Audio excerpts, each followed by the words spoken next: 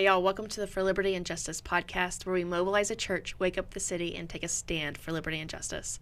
My name is Taylor, and I have been counting down the moments for this episode specifically.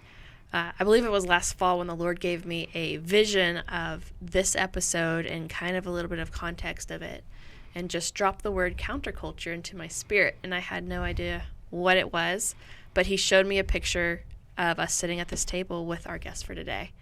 And I am so incredibly excited that I finally have the chance to talk with this woman. She's someone that I have looked up to for years, and that just having the opportunity and the honor of calling her one of my pastors is just the greatest gifts. So before I introduce her, I kind of want to talk a little bit about counterculture because it's a term that I never really thought of outside of the context of school. And whenever the Lord said, hey, just talk about this, my first initial thought was, what the heck is this? And what does that even mean? And so I started Googling it because that's just what you do and the best way to prepare for anything. And counterculture is a culture whose values and norms differ substantially from those of mainstream society, sometimes opposed to mainstream cultural mores.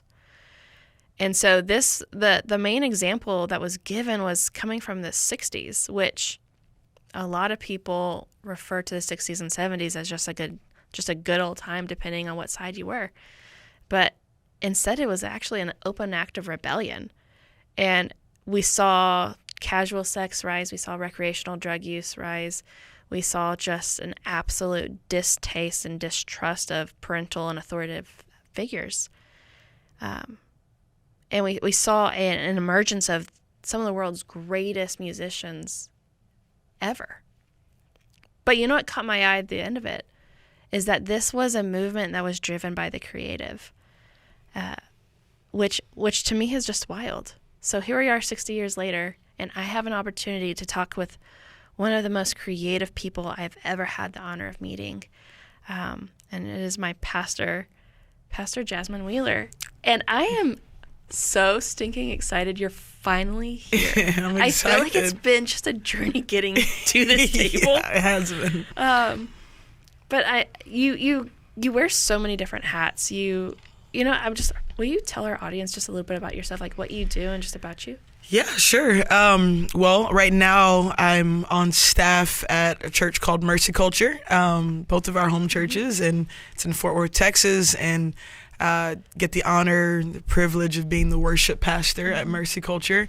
And so I get to lead this incredible group of wild worshipers, wild worship leaders, from visual artists to dancers, vocalists, band instrumentalist, musician people, but just like they're amazing. So that's the community that I get to lead as a staff member of Mercy Culture, the worship pastor, and then I also the founder of an organization called Axel Creative Co., a few years old, and basically the vision of Axel is to equip and empower sons and daughters to advance the kingdom of heaven through their creative expression. And so the idea is that there's a large group of creatives, I think an army that God's raising up all over the place, that essentially don't feel called just to being a worship leader or leading us in corporate worship in the conventional sense, but a lot of these creatives they're not just singers or musicians, they're dancers and actors and painters and all kinds of stuff, but they feel called outside of the four walls of the church to impact culture. And so we train them and work with them, and so get a chance to be a part of that, get a chance to be a part of Mercy Culture worship, and then I have an incredible husband of going on 2 years and about to have a baby. That's awesome. Yeah. What a fun season. And we've all heard Connor on the podcast. He came up here for, I think it was a school board thing, and he went off in the best way. I was sitting here and I just started like kind of laughing, and he was just like, you cannot look at me right there. He just went off. So He'll go off. A man Connor. Of justice, and I love it. So we're in the middle of a culture war, I think. We've seen a bunch of creatives essentially just be used as pawns, for lack of a better word. Yeah. And so I'm excited to kind of dig into that, because I think we always forget the role that creatives play in our world. And we all ignore the elephant in the room, that we have all been influenced. Yeah. And we were missing the boat. Yeah. Which I don't remember ever being this swayed as a kid. I mean, I was super sheltered. I didn't watch PG-13 movies. I didn't listen to secular music. And so I guess I missed that part of growing up. And even now with my children, we don't do a lot of TV, but every once in a while they'll watch a cartoon. And like recently they were watching a Jurassic Park show that's a cartoon for kids. Yeah. Watched a few episodes and it was okay. And I was like, this is fine. Y'all like dinosaurs. Yeah. And I was telling my friend about it and she goes, whoa, whoa, whoa, whoa. Have you heard about that? I said, I'm sorry. Have I heard about what? She goes, they have LGBT characters at the very end and they kiss in front of children. Wow. And I said, I'm sorry. This is a show for children. She goes, I literally watched it with my own eyes just to verify it. And I trust her. She's one of those sources I trust. Right. So I looked it up and sure enough, we have this culture war that's going after our kids. Wow. And we just have to sound the alarm. Yeah. So we're called to be counterculture. I've already said that so many times. And let's talk about some areas that creatives are part of. I sent you a bunch of just a heads up list of stuff. And I want to talk about, let's start off with conformity and what it means to the pressure that y'all as creatives face. Yeah.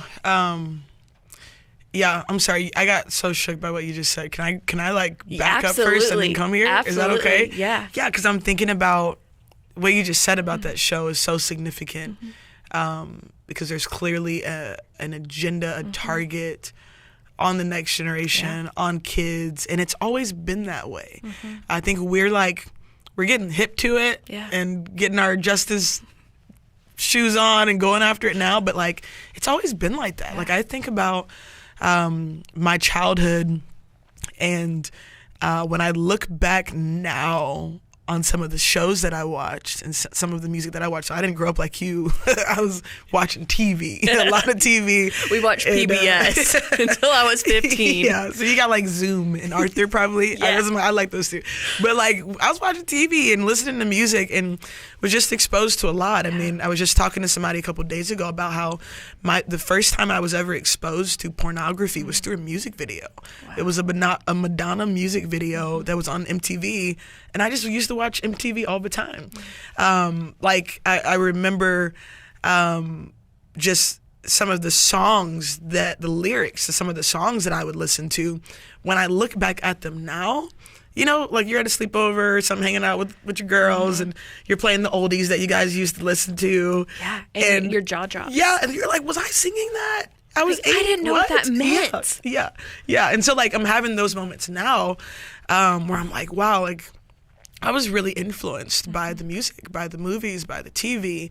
I tell people all the time, there was a season in my life where I would say I was discipled by Eminem. Like, I mean, we never met, but I had so much brokenness in my family, so much brokenness in my home that I didn't know how to process divorce and abuse and all the things that I was seeing. I didn't know what to do with that as a child, but I listened to Eminem, and Eminem taught me how to process it.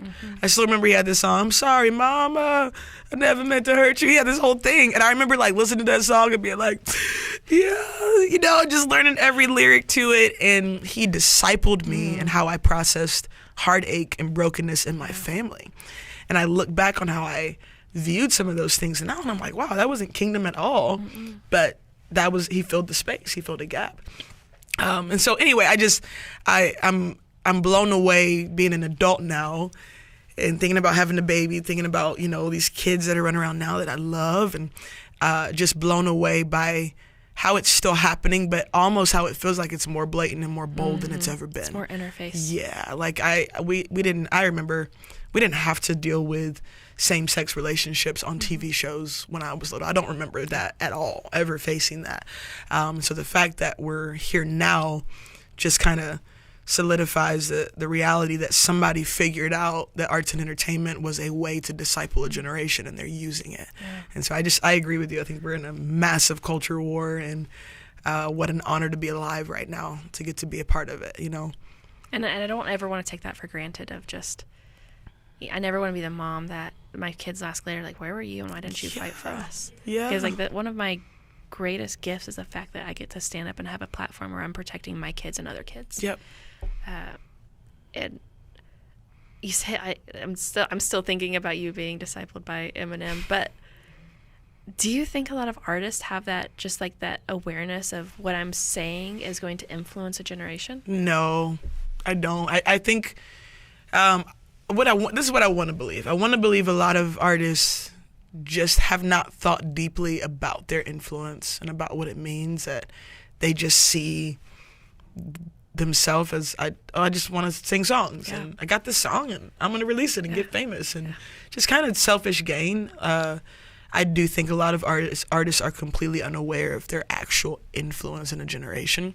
On the flip side, I do think there are some artists who are very aware of what they're doing and how their art is being used to impact a generation.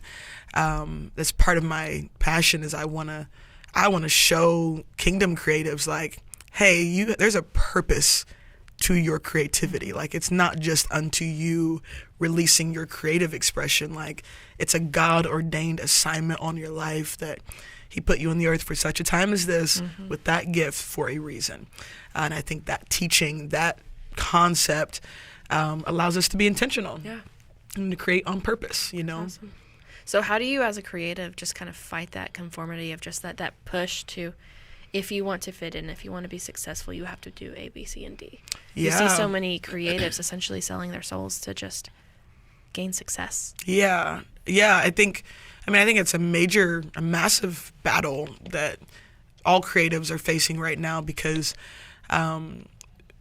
for most industries in the creative realm, you kind of do have to compromise in order to be put in front of the right people, in order for your name to be known by this label, you know. Like, there's there's tons of people who have to, or I shouldn't say have to, but that get offered opportunities in exchange for sleeping with the producer or things like that. That stuff happens all the time. It's super common in the industry. And so I think there just has to be this awareness as a daughter of God, as a son of God, as a kingdom person, that God is your manager, that God is your promoter, that God is your publicist, that God is your A&R, that he's the one that will do all of that stuff. And I think as kingdom people live in that posture and give it away to him, then it allows us to lean into, well, if he wants me to be in those spaces, then he will do it. I obviously have to do my part and be excellent and be skilled and grow in my craft and all these things. But I think when we actually live a life that says you can have it all, I legit trust you to take me where you want me to, and I'm going to do my part and do my best. It allows you to live a life free of compromise and a life free of what was the word that you were using? There's a word that you just said that I can't remember in the question, but it just allows you to live free and without compromise in your life, when you know who's in charge of your career, you know. And you said selfless, and just that's exactly what it is. It's just, I don't care what's going to happen.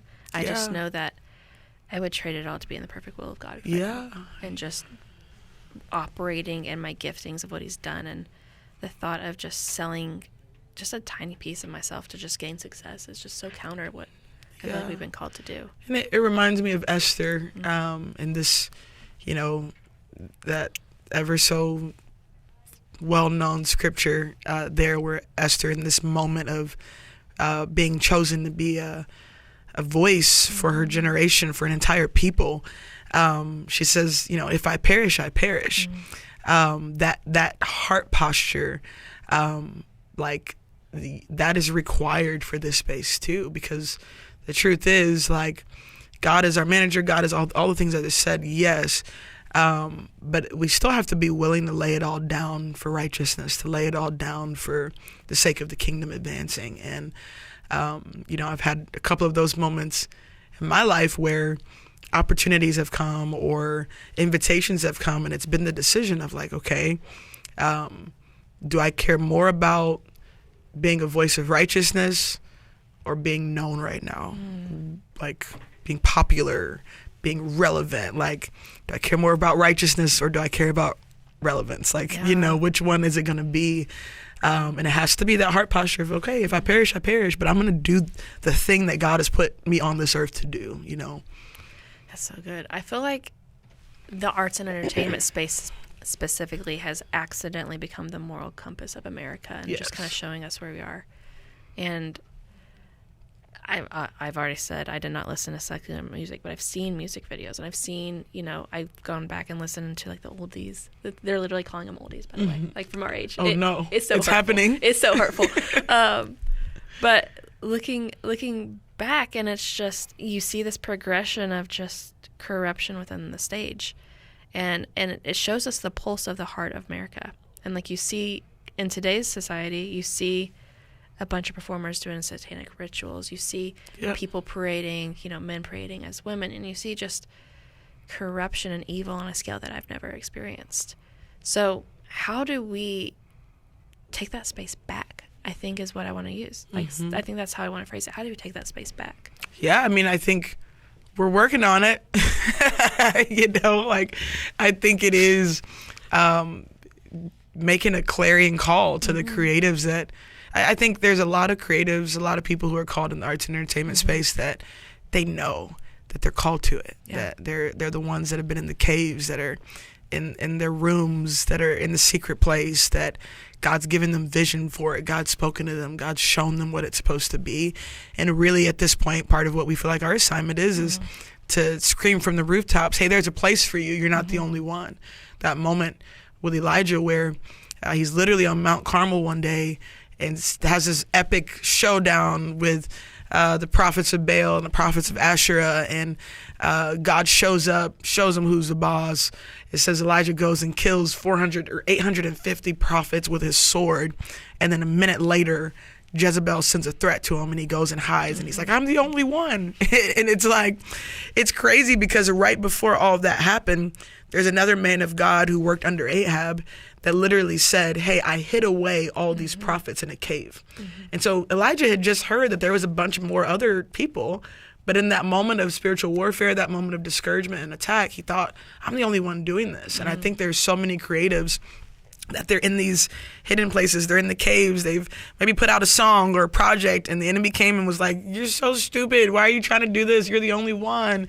And we want to be that voice, just like that man of God in that scripture there. It's like, no, we hit 150 creatives in this cave over here that have not been touched, that have not been tainted, that have not bowed their knee to Baal, and you're not the only one, and so we're trying to draw them all together and then give more tools so that they can go in strength, so that they can go into those places and speak to the like you said, the how the culture, how the arts and entertainment industry has become the moral compass for culture. And I'm like, okay, well, okay, awesome. If that's what we're doing, then we probably need to get the right voices in the culture, in the arts and entertainment industry, to be the correct moral compass for the nation, for the nations. And so it's preparing people, it's equipping people, getting them in the presence of God, teaching them how to discern atmospheres, how to discern what God's doing in a room, how to live lives that are, that are in pursuit of righteousness and purity and all the things. I'm preaching to the choir, but it's really getting them ready and then sending them into those places. And I love that because we have an entire, you were discipled by Eminem, but we're having an entire generation discipled by TikTok and Instagram. Yes. And I remember, you had one group of people whenever Roe was overturned, who were celebrating, and we were excited for life. And then you had an entire generation just on Instagram talking about the end of women's rights. Yep. And so many of that were those who are influencers, who are actresses, who are singers, who have a huge influence on the world, saying, oh, our life is over. We're gone back to caveman times because we have no rights. They've been so great about, I say great, they are winning the war on pushing their values completely, whether that's the trans agenda, whether that's the LGBT agenda, whether that's abortion, like I just said. And we have to get better about pushing back and elevating the voices who are standing for righteousness and just saying, like, this is not the answer and this is not the way. So I love what y'all are doing. And in the same vein of things, I want to talk about the political influence that y'all have. Because we've talked about this a million times. President Obama had the greatest campaign of all time. Yes, he did. I'm convinced. The greatest campaign of all time. And he did what no other president has done in the sense that he brought out the creatives. Mm-hmm. And I told you right before this that politics had to be so incredibly boring before, that the 1900s. Yeah. Like, you know how boring that would have been? Yeah. Just like, oh, I guess we're going to go vote for this person. I'm like, no, we're making cartoons and we're doing all this kind of stuff to push this. And, and then the rollout of television. But let's talk about political influence, because people don't realize what a circus this has become. And that's the word I'm choosing to use, as a circus, because it's who has the coolest entertainment. Yeah. It's like you're a sideshow novelty. Yeah. So how do we deal with our this influence that we've been given? Yeah. I mean, it has to be hard. And you get a phone call from Barack Obama, who's going to be the first African American president. Like, how do you just say no to that? Yeah. Well, I think that's the problem, is we need people that will say no to that. I think, I unashamedly disagree with so much that President Obama did and stood for, and but like you said, am the most impressed by how he did what he did, like how it all happened. Impressed may be the wrong word. I'm intrigued by it. And I think there's a lot of keys in what happened. But anyway, I'm there's so much there. I want to answer your question. I think there has to be creatives, like we've talked about, who cannot be bought. Who can't be purchased by influence, who cannot be purchased by money, who cannot be purchased by fame, by a big name. One of our drivers in Axel is intercession over infatuation, and I think that's a massive key to this thing. I think a lot of people in our generation are infatuated with influence and with celebrities and with presidents or whatever it is. And so it's hard to change and stand for righteousness or to intercede for things that we're being entertained by. And so even when I think about the political realm, I think there's so many creatives, if we're not careful, that on social media, we follow people, we read things that we are easily influenced by and infatuated by, and we got tons of friends that are commenting on it, and so we easily swayed because of misplaced empathy that causes us to compromise in righteousness and in our values. And so before we know it, we're so infatuated by a cause or by counterfeit justice or whatever it is, that we're in a place where we're willing to partner with President Obama or partner with somebody who has a lot of influence, because we've already connected on a heart level with something that isn't righteous.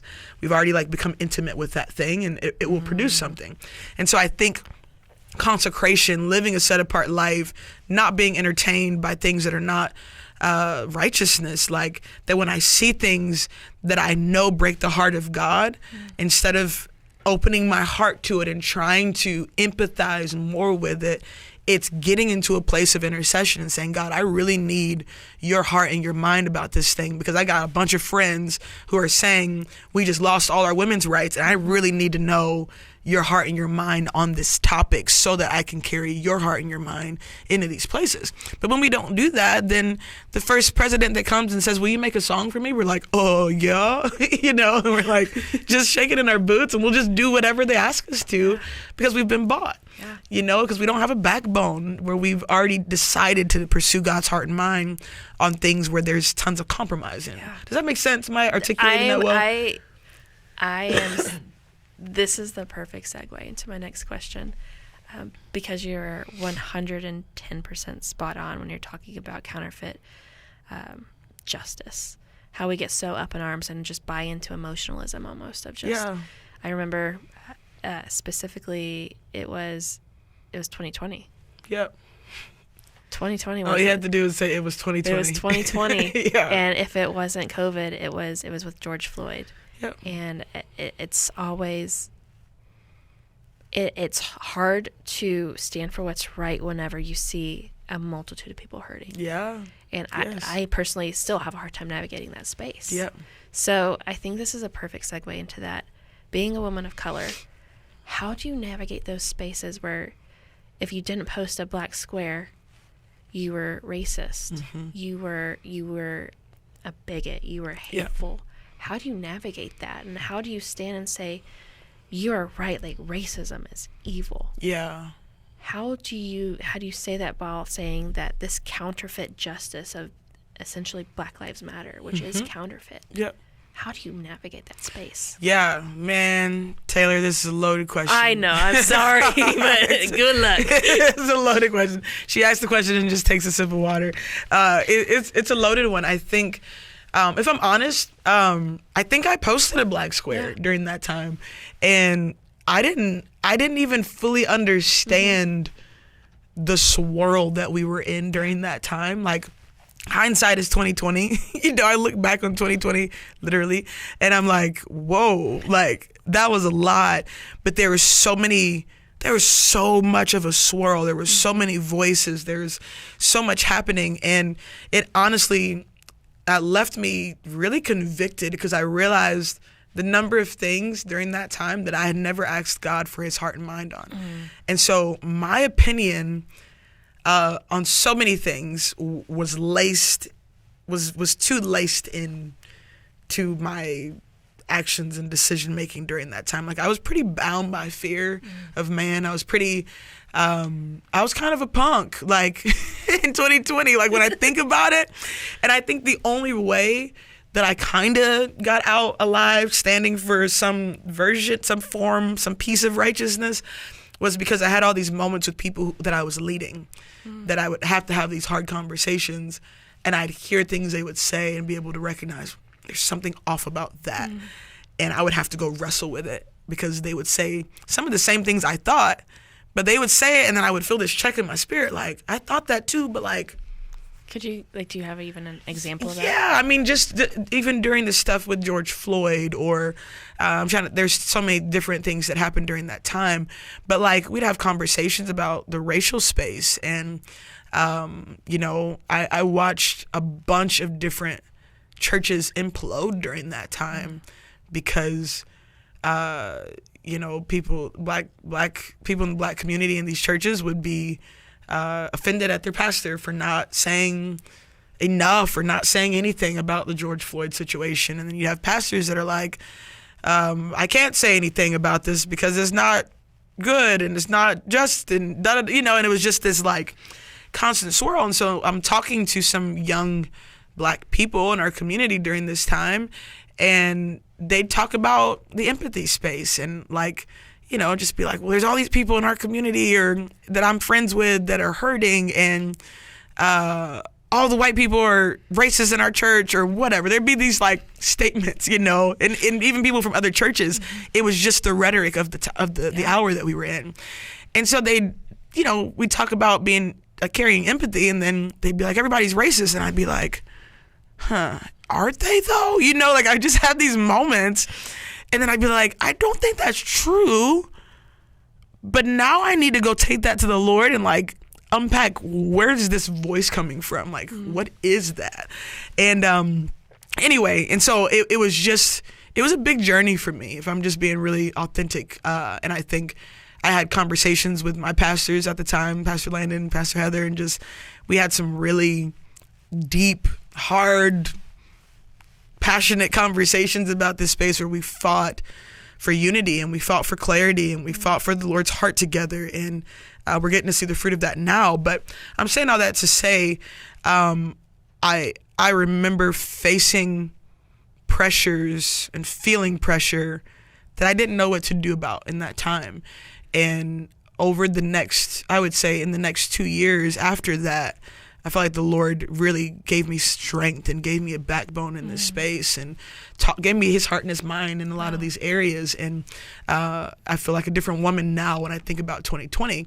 But I think the pressures that you're asking about is kind of like, like if you're not as mad as Black Lives Matter, and doing the same thing and flipping cars and protesting, then like, are you even black? Like, is this, like, you're losing your black card? If you know what a black card is, it's a card for black people. It's not real. It's imaginative. But like, it's like you lose your black card, you lose your the respect that the black community has for you if you don't respond exactly the way that they do, if you don't think exactly the way that they think about these things. And so it was the abortion space, it was pro-life, it was the George Floyd situation and racism, it was the political space and President Trump. It was like an all-out assault. And as a black woman, just had a lot of decisions to make of like, okay, am I gonna bow to these things that I honestly don't believe are the heart of God, in order for my family to be at peace with me? Wow. In order for me to keep friends that I've had for decades, that I love and that I know they love me, am I willing to lose friends over a stance for life? Wow. You know what I mean? Am I willing to lose influence? Like I don't know, we could talk about it, but I got an invitation to. I do want to talk about it. Yeah. You want me to just say it now? Yeah, let's do it. So, you outed yourself. Yeah. You came out of the conservative closet. Yeah, it was really funny. And so I did. I had to come out of the conservative closet because I wasn't conservative. And I got, the Lord was like, all right, come on out, you know, and I got this invitation. It's a super long story, but I got an invitation to go to the White House and meet with President Trump with a group of faith leaders in the nation. And it was really odd because we had just launched our church. I don't have tons of influence. I was kind of like, how did I get selected for this? This is kind of weird. It felt like a spoof. Like, I'm like, are you sure I'm on that list? You know? And so as soon as the invitation came in, I don't know any other way to say it, but I was almost ashamed of the invitation. And I remember immediately being like, I can't go. Like, and I don't remember if it was in 2020 or 2021, but it was in the midst of all of the things. Yeah. And I was like, there's no way I can go to the White House and meet with President Trump in the midst of all of this that's happening. Like, I'm asking to be escorted out of the black community, like, you know, and I was afraid and processed it, you know, with a few people. And ultimately I went to the Lord and said, Lord, am I supposed to be there? Do you want me in that room? And I felt like he said yes. And I was just like, no. And it was like literally a few days where I had to like, I feel like I needed to grieve what was about to be lost. That's kind of a funny, it sounds so dramatic, but it's so real. I feel like I needed to grieve what I knew I was going to lose, that I was laying down in order to obey God in this moment. And so I said yes to the Lord, and I said yes to the invitation, and went, you know, with this group of faith leaders, and we got to worship and pray together, you know, in the White House, and literally got invited into the Oval Office, got to lay hands on the president and pray over him, prophesy over him. It was a powerful time in the presence of God. There's an article that came out that said we prayed for him to win the elections, which we didn't, just for clarity's sake. But like, we just prayed for him and prayed that he would encounter God and prayed that he would know Jesus. And it was a very pure and beautiful time. But I literally remember coming out of that moment, somebody, I won't say who, posted a video, a live stream of us all in the space. And so Kat was out of the bag really fast, and then they posted the photo of us all with President Trump, and it went viral. And I remember as soon as all of that happened, I started getting messages from all kinds of people, old friends, new friends, Instagram messages, all this stuff. And it was kind of like okay, here we go. Yeah. And I got accused of so many things. There's an article that came out, a very influential black voice in the Christian world. He's like a blogger, and he posted the photo, and he said every black person in this photo needs to be canceled from the black community immediately.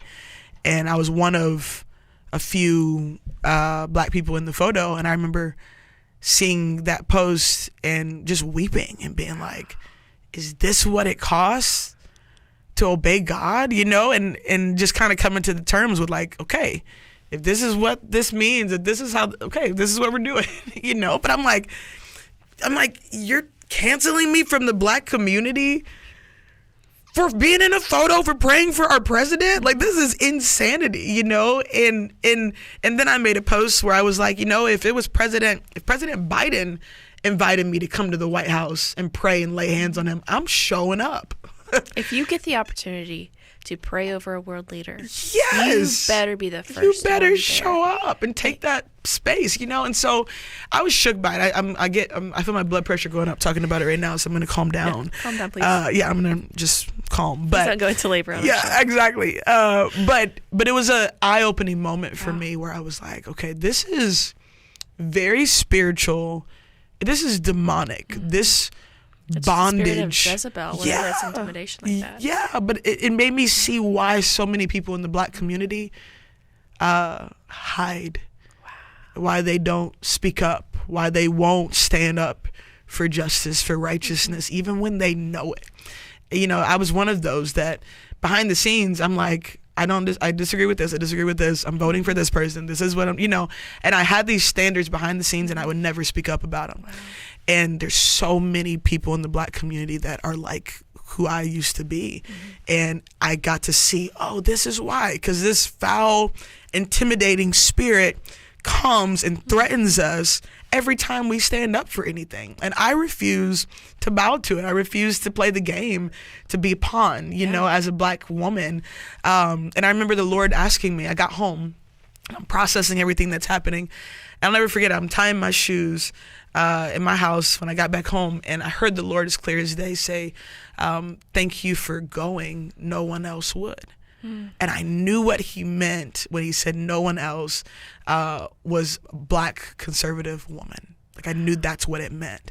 And makes me emotional thinking about it right now, but it's just, and I don't want to be prideful. It's like there's nobody else, but it was just what the Lord spoke to me in that moment. And I feel like what he was talking about was that there are opportunities to stand before presidents and before kings and in these pockets to pray and intercede and to be voices of righteousness.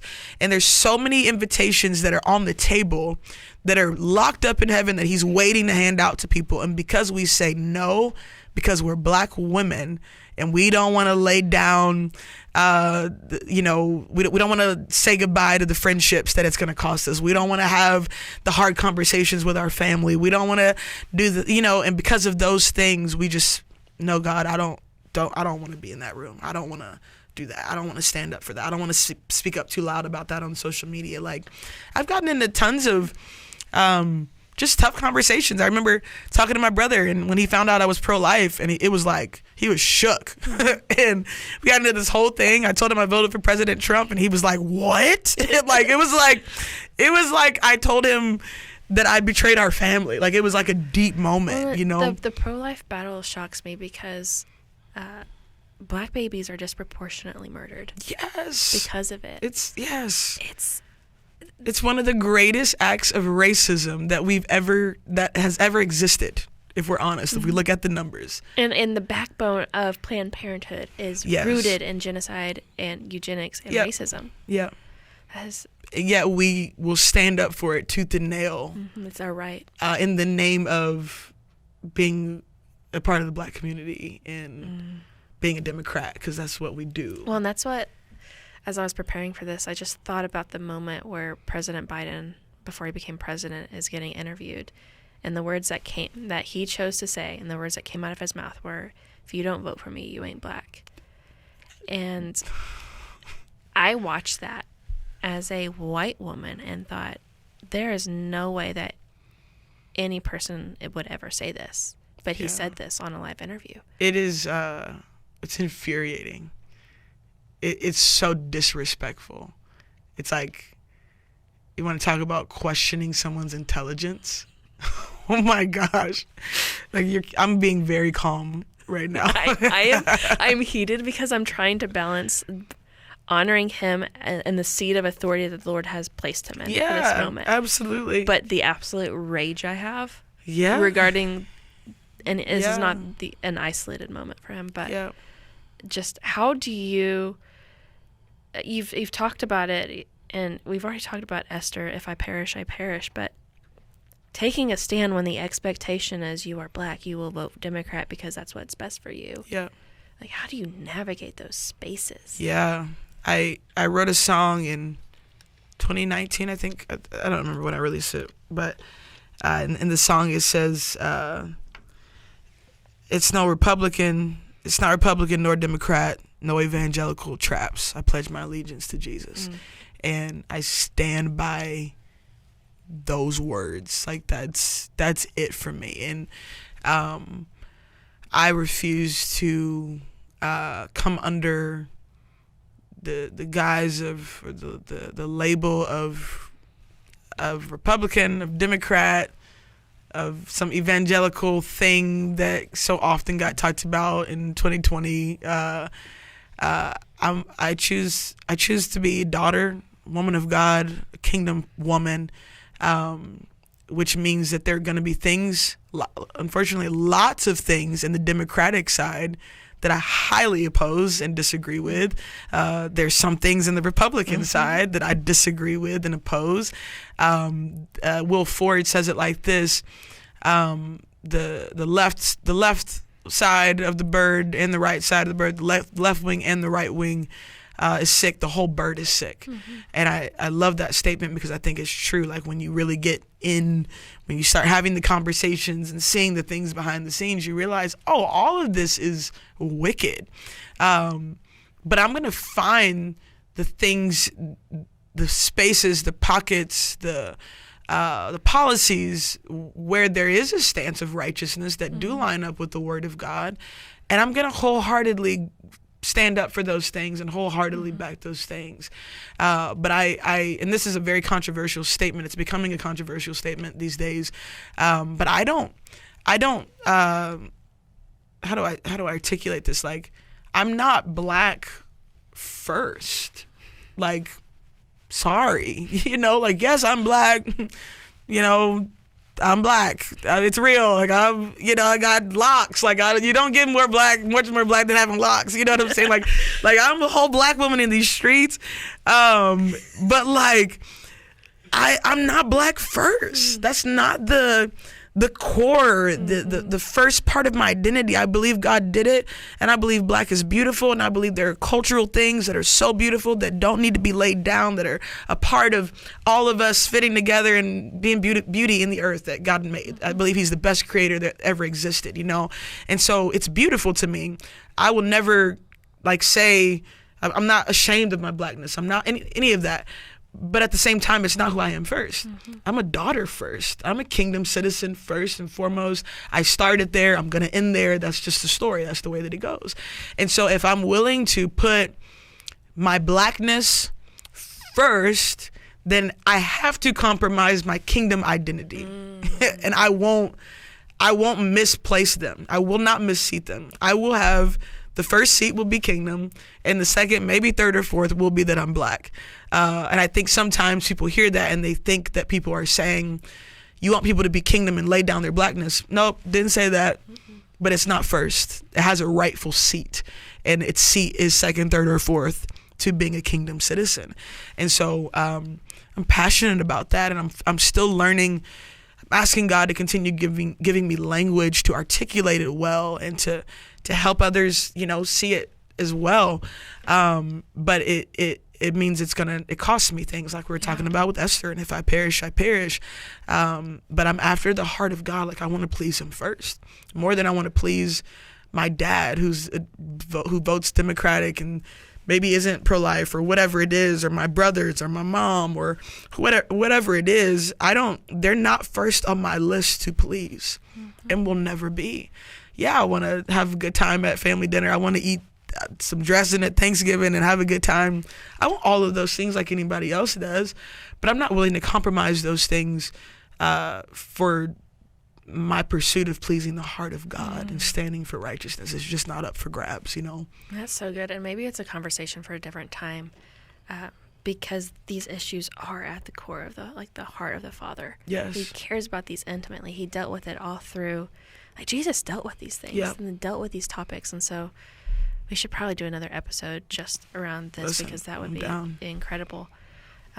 But I would be not doing my job of equipping others, of how do we start having these conversations with people? Yeah. Because I feel like evil flourishes when we stop having these conversations, and evil eventually wins if we stop talking about these things that matter to navigate these spaces. So, like, what are the steps? Yeah.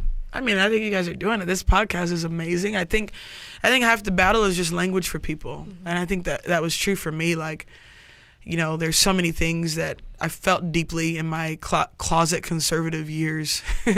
There's so many things that I felt deeply that I just didn't have language for. And so I felt insecure in my ability to stand for them because I felt like I wasn't eloquent in my speech around it. Like I couldn't like preach it, you know. It was just like, I just know I can't do that. Like, you know, like I know that that's not biblical, but I don't have the words to articulate why and all this. And so I think the beauty of this podcast and just honoring, celebrating what you guys are doing is you give people language by having these conversations, and it's equipping people and giving them confidence that they can speak up about something because they know how to say it. They know how to articulate it.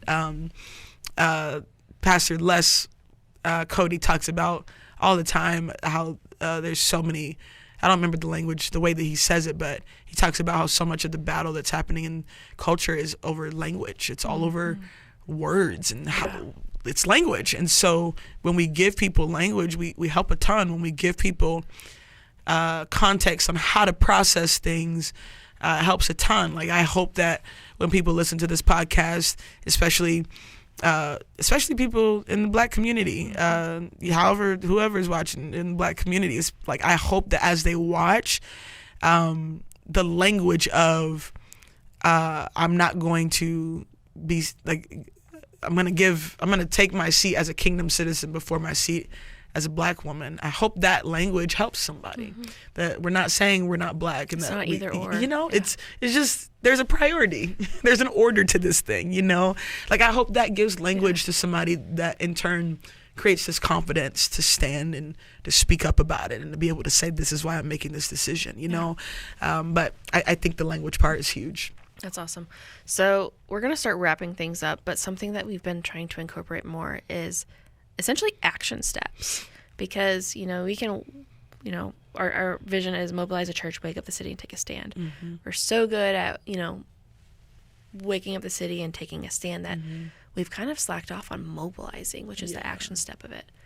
And so as I was just thinking about this show, what are some action steps you can take? Like, for example, I was thinking supporting creatives that we know carry the same values. Like I was thinking specifically the Bright Factory. Yes. How, you know, she has a heart for women who were formerly incarcerated. Like back companies like that. Yes. Back companies. What's the guy? What had happened was he's doing the Chaz Smith. Back people like that who are creatives, who have the heart of the Father, who are creating things that are going to benefit the world without compromise. So like what are some action steps you can take? I mean, I think you're nailing it. You're answering the question for me. You're killing it. Like, yes, back kingdom creatives that are going after these things. Megan, who leads the Bright Factory, she's super passionate about prison reform. And I'm like, that's a justice issue that I don't hear a lot of people talking about at all. Because it's money maker. Exactly. But she's there and she's in it. She's visiting prisons. She's not just making clothes because she wants to make clothes that look cool. Like there's actually vision for it that is unto justice, that's unto reformation. The same thing with Chaz and this cartoon that he's doing, this cartoon series that's Bible based, that is literally discipling a generation through his influence. He has tons of influence as his Water Wet guy, the Vine guy, the TikTok guy. I think he has millions of followers at this point, and he's using his influence right now to teach people the Word of God. Which is awesome. It's amazing. That's the goal. You know what I'm saying? It's beautiful. And it's not going to be a big sacrifice for people to start making conscious choices of what they're supporting. Right. Like, it's not, you know, it doesn't have to be another, you know, Bud Light or Target boycott. Right. This is literally, you're going to go build a house or design a house, go with a kingdom creative. Exactly. Yep. You're going to buy an album. I've got $13. Buy an actual album that's not going to rat your brain. Yep. Or if you're going to go to a show that matters, that's not going to worship Satan on stage. Yep.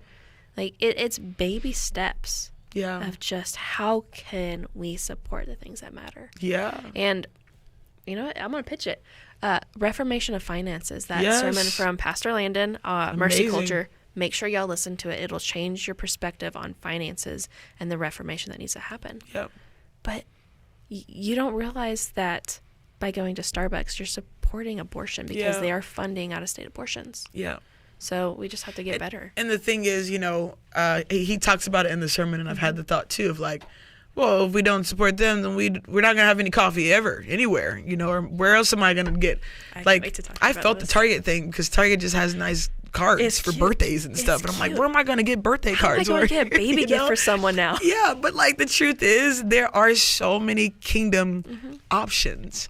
And so, you know, I would tell people just kind of with what you're saying, follow Axel Creative Co. on Instagram. We're constantly talking about, supporting, sharing about people in our community who are doing these things. That's a great way to find more kingdom creatives. But there's tons of people doing amazing kingdom things, and we just need to get the word out more. And so when you find somebody that's doing it, spread the word, share about it. Like Megan in the Bright Factory, she's literally, they make shirts, they make blanks for people to print their things on. And so like, if you're going to go with a company to print your stuff on for your organization or for your church, do it with the Bright Factory, just because you know that it's going to somebody who's passionate about kingdom and reformation and all the things. It's like actually dealing with stuff, and it's not a sweatshop in China. Exactly. Which again, we don't even That's have an episode time. for a We don't even different have time. time to go there, Taylor. Just kind of Bring Megan on. She will go off about this. Yeah. We should. Yeah, she's Okay, amazing. we're She'll go gonna off do about it. Yeah, so action steps. So we're going to support businesses that matter, but we're also going to start leaning into conversations. We're going Yeah. to start having those hard conversations from a place of love. I think where we went wrong is that we were afraid of what people are going to think when we were afraid of being labeled a different way. Yeah. Can I say one more thing on that? Absolutely. Just thinking about, we leaned hard into the thing with Black community, and I just kind of went in right there. You allowed me to. You gave me the invitation to. But I would say one of the things that shook me was going to the SB 14 hearing in Austin last year. It shook me. Yeah. Because I realized when I'm listening to them on the floor talk about this topic, Which was gender mutilation. yeah, about gender mutilation. I'm listening to them talk about gender mutilation, and our Nate Schatzline standing for righteousness and just going for it, kicking butt, taking names, is amazing. But I was shocked as I'm listening to the conversations, because like the stuff they were talking about wasn't like super like deep or like intellectual or like fancy. And for some reason I thought in the political realm and in this justice space that everybody's just so much smarter than me. And like, you know, I couldn't be involved in stuff like this because like all these people they just know what they're talking about. And I'm listening and I'm like, that's Uncle Rob from up the street that raises llamas. Like he literally doesn't know, like how did he get here? Like it like shook me, and I'm like, I can hang with Uncle Rob that raises llamas about this topic. Like I know more about this. It's another lie. It's exactly the same Yes. lie that, you know, you have to do this way or else people will take your black card. Yeah. It's just more lies that are intended to steer people away from the calling on their life. Yes. Yeah. And we have to drop that. Yeah. I mean, outside of Nate, I love that guy. Him and like there's a handful of others who are actually getting stuff done. Yeah. But the people are not. Yeah. I'm not going to. They're just not. It's They're not that not. deep. And I guess It's the not. reason I'm saying that is because I want to I think an action item is when you get involved, when you go into places, when you go to the school board meeting, when you go to these different things, even locally, you'd be surprised on how much it shakes you and gives you like, it empowers you. It's kind of like this thing of like, oh, I can do this. Like I could be at that table having this conversation. And so I want people to feel that, especially in the Black community, this encouragement of like, hey, like you could do this. Like you could be a voice for righteousness. You can change the game. You can change the trajectory. You don't have to be a creative to do it, but it's awesome if you are. But regardless of what your skill is, what your career is, the thing that you're currently doing, God wants us to step into these spaces and to be voices of righteousness, be voices of reformation in the culture. And I don't think it's as hard or as daunting as the enemy would want us to think that it is. That's so good. All right, we have to wrap this up. I could literally talk about this for another 2 hours. Yeah. Once again, thank you for coming. Thanks for having me. Honestly, you are an absolute joy to get to talk to, and it's just been so great getting to hear parts of your story. And I'm excited to see what's next. You and Connor, absolute powerhouse, and I can't wait to see what happens in this next season. Thank you. We're excited. So that's all we got for today. Make sure y'all are following Exel. Follow Pastor Jasmine Weiler on Instagram. She posts incredible stuff. We haven't even commented or talked about half the stuff she's doing. Make sure you're following us on Instagram at For Liberty and Justice. We have a bunch of different other social media accounts, just so you never miss an update about events that we're doing. We're doing different activities, how you can get plugged in. We post prayer points. We have a huge helicopter hog hunt coming up, so if that's your thing, make sure you're coming to that. I just honor all of our listeners. Y'all are the reason we do this. And once again, my name is Taylor, and then this is the For Liberty and Justice podcast, where we mobilize the church, wake up the city, and take a stand for liberty and justice. See y'all next week.